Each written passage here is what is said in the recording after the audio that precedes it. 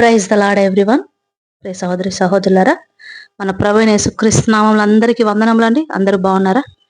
ఈరోజు దేవుడు మనకిచ్చిన జీవాహారము యెషయా గ్రంథము 43వ అధ్యాయము 1వ వచనము.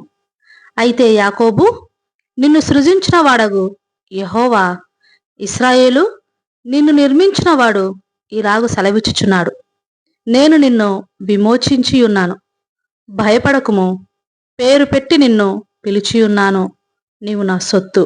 Isaiah chapter 43 verse 1.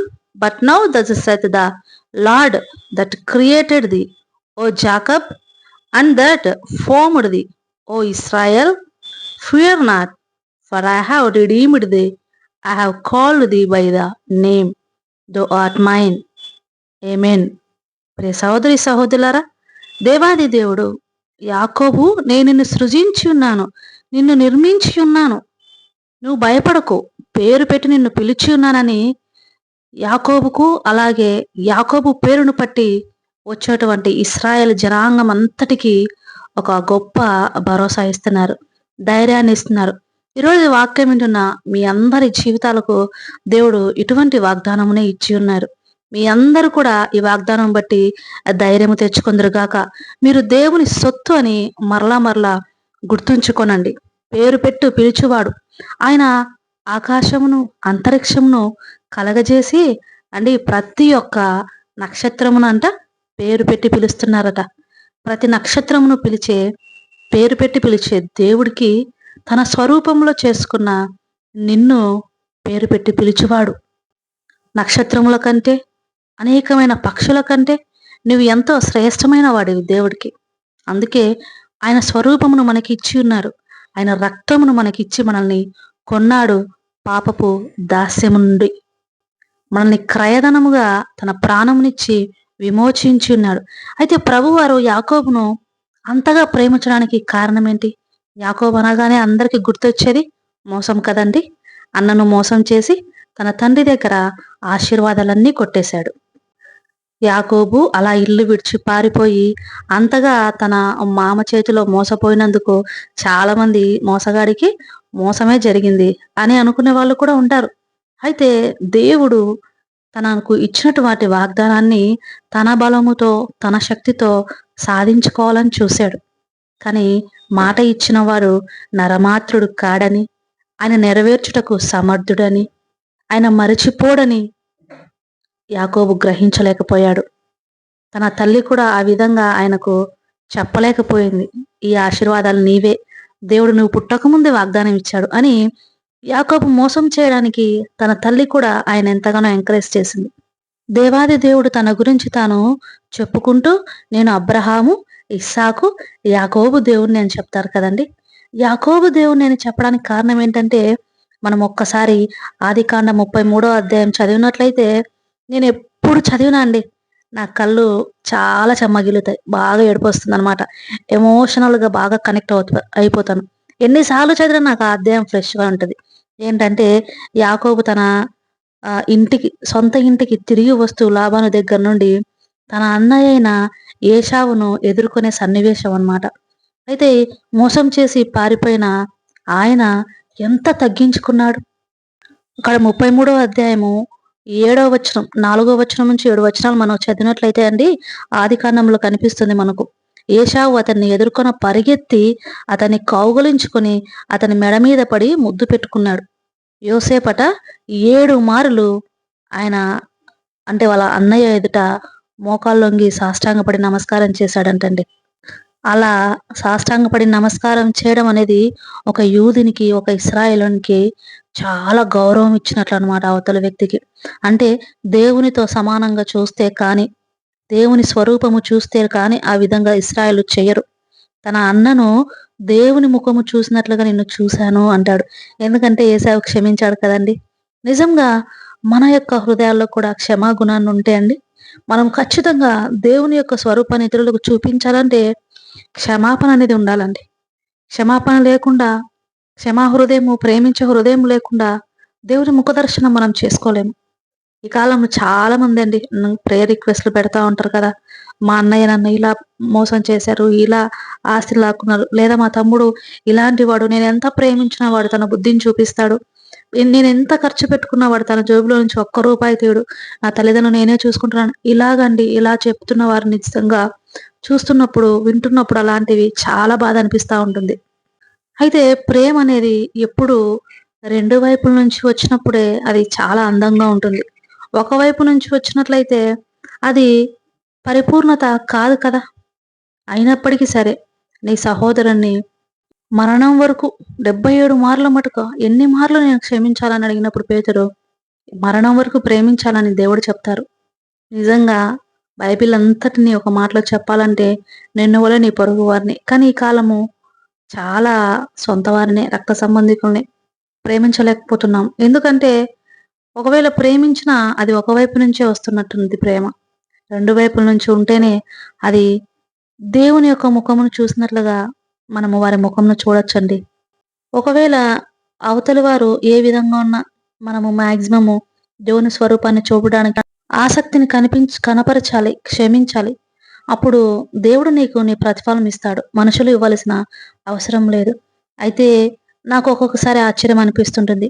యోసేపు కూడా సేమ్ ఇలాగే కదా! తన అన్నలను తన అన్నలందరూ కొట్టి గోతిలో పడేసి ఐగుప్తీయులకు అమ్మినప్పుడు ఎంతగా ఎన్ని శోధనల గుండా, బాధల గుండా నడిపించబడినప్పటికీ ఒకానొక రోజు దేవుని ఆశీర్వాదం పొందుకుని యోసేపు హెచ్చింపబడి దేశమంతటి మీద అధికారి అయినప్పుడు తన అన్నలను ఎంతగా నిజంగా ప్రేమ ఉంటే అంత క్షమిస్తారు కదా!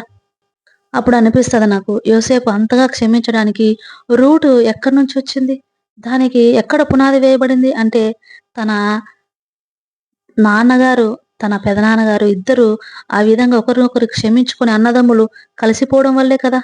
వారు క్షమాపణ అడగడము, ఒకరినొకరు ప్రేమించడము, కౌగిలించుకొని, ఏడ్చుకొని, బహుమానాలు పుచ్చుకొని, వారు సమాధాన పడడము, అవన్నీ కూడా చూశాడు యోసేపు దగ్గరుండి. ఏశావు, యాకోబు ఏ విధంగా బంధం కలిగి ఉన్నారు. అన్నదమ్ముల ఐక్యత కలిగి ఉండుట ఎంత మేలు, ఎంత మనోహరము. అది తల మీదుగా పోయబడి అహరోను గడ్డపు మీదుగా కారి అతని అంగిల అంచుల వరకు దిగజారిన పరిమళ తైలము వలె ఉన్నది అంటాడు దేవుడు. కదండి! నిజంగా ఎంత మనోహరం, ఎంత అద్భుతము. అవన్నీ చూశాడు. అక్కడ రూట్ ఆయనకు అక్కడుంది. అదే రూట్ కాజ్. తన అన్నదమ్ములందరినీ క్షమించి, మీరు భయపడకండి, మిమ్మల్ని మీ పిల్లలను నేను పోషిస్తాను అంటారు యోసేపు. నిజంగా దేవాది దేవుని గుణాలు ఎంతగా మనము అందిపుచ్చుకోవచ్చో అన్ని లక్షణాలు ఆయన మనలో పెట్టాడండి. కానీ చాలా సార్లు మనము ఆత్మీయ జీవితంలో కిందికి దిగజారిపోవడానికి కారణము తగ్గింపు స్వభావం లేకపోవడము, ఒకరినొకరము క్షమించుకోలేకపోవడము, ప్రేమించే గుణము లేకపోవడము, ఇటువంటి వాటి వల్లనే అండి మనలో ఆత్మీయమైన జీవితము నశించిపోతుంది. దేవునిలో నుంచి నీవు అటువంటి గుణగణాలు తీసుకుంటూ అంటే ఆయనలో మనం అంటుకట్టబడి ఉన్నాము. ఆయనలో గుణాలన్నీ మనము ఏ విధంగా మొక్కలో అంటుకట్టబడితే మొక్క వాటర్ తీసుకొని పూలు పూసి ఫలిస్తుందో ఆ విధంగా మనం ఫలించాలంటే ఆయన గుణగణాలు మనం తీసుకుంటేనే ఫలిస్తాము. లేకపోతే నీలో గొడ్డుబోతుతనం వస్తుంది. ఫలించలేవు. నీవు దేవునికి ఇష్టమైన ఫలములు ప్రతిబింబించే వ్యక్తిగా నువ్వు ఉండలేవు. ఇప్పుడు ఒకానొక రోజు దేవుడు అంజూరపు చెట్టు దగ్గర నించొని ఏ విధంగా అన్నాడో ఆ విధంగానే మనల్ని కూడా అనాల్సి వస్తుంది. ఖచ్చితంగా. అందుకే మనం సమస్తము సంపాదించుకొని ఆత్మను పోగొట్టుకుంటే ఏం లాభం? ఈ లోకంలో కొంచెము కోపము, కొంచెము ద్వేషము మనల్ని దేవునికి దూరం చేస్తున్నాయి అని అనుకున్నారు. వాటిని వదిలివేయడం ఎంతగానో ముఖ్యము, ఉత్తమం కూడా. అయితే జనరల్‌గానే ఒకరి చేతిలో మోసపోయిన తర్వాత మళ్ళా వాళ్ళని నమ్మాలంటే భయం ఉంటుందండి. ఖచ్చితంగా. ఎందుకంటే దేవుడిని నమ్ముకున్న బిడ్డలు నాకు తెలిసి అంత లోకపరమైన జ్ఞానంలో తక్కువగా ఉంటారు. కాబట్టి అవతల వాళ్ళు కుయుక్తులతో ఉన్నప్పుడు మనము పడిపోతూ ఉంటాం. వాళ్ళకు మళ్ళా మోసం పరిచే ఛాన్స్ ఇస్తా ఉంటామనమాట. కానీ ప్రతిదానిని దేవుడు చూస్తున్నాడు. దేవుడు ఆయన లెక్క అప్పచెప్పాలి ఆయనకు. అందుకని మనల్ని మనం తగ్గించుకోవాలి. మనల్ని మనము సరిచేసుకోవాలి. దేవుని యొక్క ప్రేమను ప్రతిబింబించాలి. తప్పదు. తప్పదు ఒక క్రైస్తవునికి. ఖచ్చితంగా నీవు మంచినే పలకాలి. మంచినే విత్తాలి. అప్పుడే నువ్వు మంచిని కోసుకుంటావు. ఫలం ఇచ్చేవాడు మనుషులు కాదు. నేనెంత చేసినా అంతేనండి వాళ్ళు. కుక్కతో ఒక వంకర అన్నట్లు వాళ్ళ బుద్ధిని వాళ్ళు చూపిస్తుంటారండి. నాకు విసుగొచ్చిపోయింది. ఇంక నా వల్ల కాదు. నేను భరించలేను అని చాలా సార్లు గివ్ అప్ చేస్తా ఉంటామండి. మనము ప్రేమించడం, కరుణించడం అనే మాటలు పక్కన పెట్టి కొన్ని కొన్ని సార్లు మన హృదయాన్ని మనము కఠినం చేసుకుంటూ ఉంటాం. వద్దండి వద్దు. మనము మనలో ఉన్న ఆదరణకర్తను బాధ పెట్టకూడదు. ఆయన్ను దుఃఖపెట్టకూడదు. ఒకసారి నువ్వు దేవుని రక్తంలో కడగబడిన తర్వాత పరిశుద్ధాత్ముడు నీలో క్రియ చేస్తూ ఉంటారు. ఆయన దుఃఖపడతారు ఇలాంటివి చేసినప్పుడు. అందుకే ఈ లోకంలో ఉన్న తుచ్చమైన, నీచమైన వాటి కొరకు పరలోకంలో ఉన్న అద్భుతమైన వాటిని, అమూల్యమైన వాటిని మనము వదులుకోకూడదు. తగ్గించుకుందామండి. తగ్గింపు హృదయం కలిగి ఉందాం. విధేయతతో ఉందాం. అదే దేవునికి ఇష్టడవడానికి మొట్టమొదటి కారణం.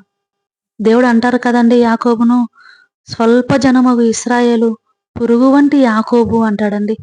పురుగు ఎదిరించే స్వభావం కలిగి ఉండదు. చంపితే చచ్చిపోతుంది. నలిపితే నలిగిపోతుంది.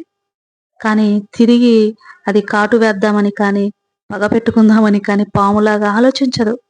అంత తగ్గింపు హృదయం మనకుండాలని అంటే యాకోబు కలిగి ఉన్నాడు. అందుకే దేవుడికి ఇష్టుడయ్యాడు. అందుకే అబ్రహాము, ఇస్సాకు పక్కన దేవుడు యాకోబు పేరును చేర్చాడు. యాకోబును ఇశ్రాయేలుగా మార్చాడు. జనాంగం అంతా కూడా ఒక్క ఇశ్రాయేలును పిలువబడుతుంది ఇప్పుడు. ఎంత అద్భుతం! ఎంత అద్భుతం! దేవుని ఎదుట మనము తగ్గించుకుంటే చాలండి.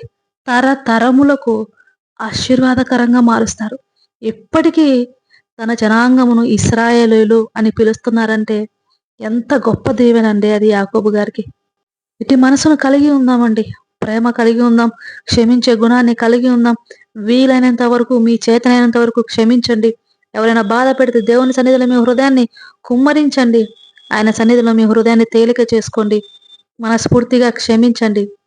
ఒకవేళ మరలా మరలా వాళ్ళు మోసం చేసే గుణం గలవారైతే మర్చిపోకండి. దేవుడు అన్నారు కదా, పావురం వలె పవిత్రమైన నిష్కలంకముగాను, పాము వలె వివేకముగాను కూడా ఉండమన్నారు. కనుక వారికి దూరంగా ఉండడానికి ప్రయత్నించండి. అంతేకాని మీ యొక్క ఆత్మీయ స్థితిని మాత్రం దిగదార్చుకోనకండి.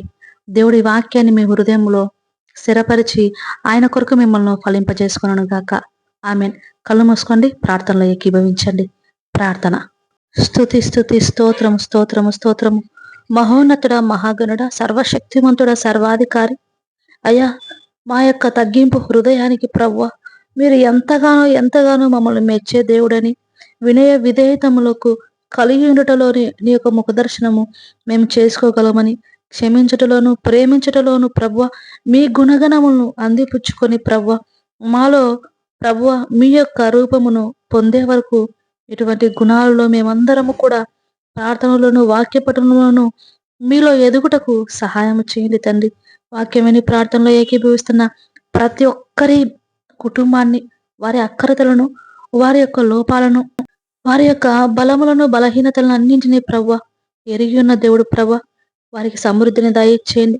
మీ యొక్క సారూప్యంలో ఎదుగుటకు ప్రతి ఒక్కరిని బలపరచండి.